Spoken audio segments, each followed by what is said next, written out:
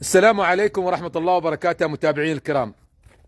نحن نقول بعض من الناس يدخل مزارع الناس أو أملاك هذه الناس مزارعها بدون ما يستأذن، ويستغل وقت الظهيرة ويستغل العامل وياخذ من خيرات المزرعة. يعني أنت دخلت المزرعة، يعني أنت استأذنت حد؟ أغلب الأخوة أصحاب المزارع يشتكوا من هذه المشكلة. يقول الحين بعض الأحيان زارعين يقول معانا الطعام حق عزكم الله حيواناتنا، ويدخلون هذا الناس ويستغلوا العام، عطوه نص ريال ولا عطوه ريال وترسوا دبة سيارتهم وراحوا وقت الظهيرة. ليش تدخل مكان غير مكانك؟ ليش يا أخي اتق الله في نفسك. ناس ما راضية تدخل مزارعها بدون إذنها، بإذنها ما قلنا شيء. بارك الله فيكم.